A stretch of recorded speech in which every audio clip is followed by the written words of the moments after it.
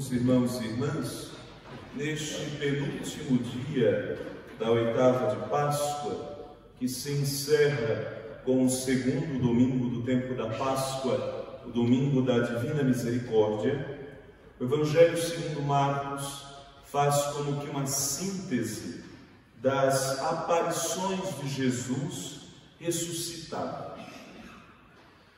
Qual a intenção de Jesus ao aparecer aos discípulos após a sua ressurreição? Resgatar-lhes a fé, ressuscitar neles a fé.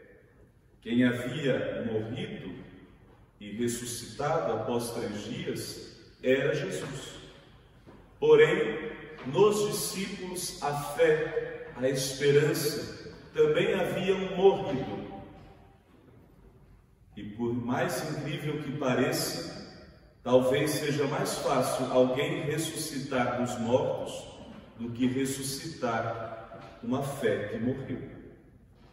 Por isso nós percebemos neste relato, nesta síntese das aparições de Jesus ressuscitado, que ele não vai diretamente aos discípulos. E aos discípulos aqui é uma referência aos 11 apóstolos.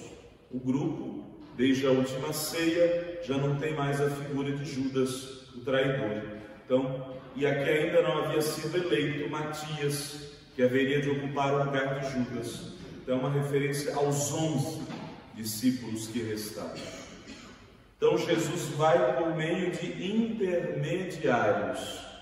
Primeiro, vai a Maria Madalena, depois a 2 discípulos que estavam voltando para o campo. Talvez esta seja uma referência àqueles 2 discípulos de Emaús. Não podemos dizer com toda certeza que são eles.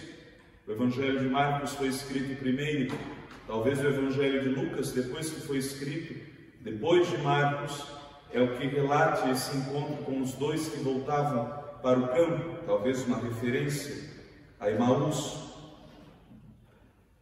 E depois, sim, aos 11 discípulos. Por que Jesus não vai diretamente a eles? Porque Jesus quer provar-lhes a fé. Tanto que quando aparece, vai dizer o texto, aos 11, os repreendeu por causa da falta de fé e pela dureza de coração, porque não tinham acreditado nas testemunhas, não tinham acreditado naqueles que falaram acerca de Jesus ressuscitado. E a ressurreição, para os discípulos, em si mesma, enquanto anúncio, não era uma novidade. O próprio Jesus, antes de morrer, havia falado 3 vezes que haveria de morrer e que haveria de ressuscitar. O anúncio da morte sempre esteve acompanhado da proclamação da ressurreição. Então eles sabiam, mas eles não acreditavam. Eles custavam a acreditar. O auge da descrença será a pessoa de Tomé, que nós vamos refletir na liturgia do segundo domingo da Páscoa. No entanto, Tomé leva a culpa pela descrença de todos. Os 11 não acreditavam. Os 11 tinham dificuldade de acreditar. E a eles, Jesus então se manifesta. E a primeira coisa que faz, abraça? Não, repreende a falta de fé. Jesus ressuscitado continua sendo o mestre. Jesus ressuscitado ainda continua dando lições. E por isso, durante 40 dias, ele vai continuar ensinando aos discípulos, a fim de quebrar-lhes a dureza de coração. A um coração duro é impossível de ensinar qualquer coisa. Ele não está disposto a aprender. Por isso, a grande graça que devemos pedir ao Senhor neste tempo da Páscoa é a fé. A fé de acreditar sem ter a necessidade de ver. A fé de ouvir a palavra de Deus. a fé que nos é testemunhada e transmitida a tantas gerações por todas aquelas testemunhas das testemunhas das testemunhas daqueles que viram Jesus ressuscitado e acreditaram em sua palavra. É por causa da fé deles que nós temos fé. É por causa da fé deles que nós temos acesso a Jesus ressuscitado. E é por causa desta mesma fé que nos tornamos missionários. O Evangelho termina dizendo: ide pelo mundo inteiro e anunciai o Evangelho a toda criatura.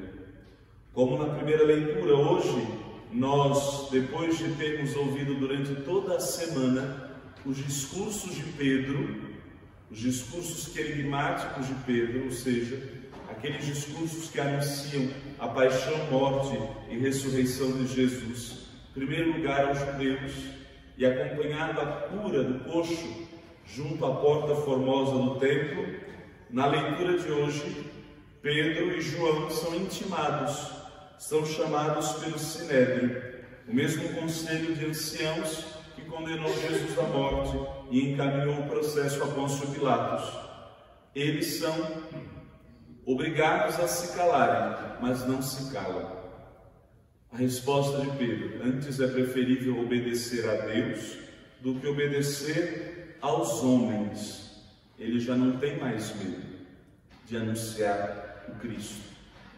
Também nós não tenhamos este medo de anunciar a Jesus, a desobedecer quantos forem necessários. E aqui a desobediência significa desobedecer ao mundo, desobedecer à política, desobedecer às culturas, desobedecer às ideologias que querem nos impor aquilo que não é cristão.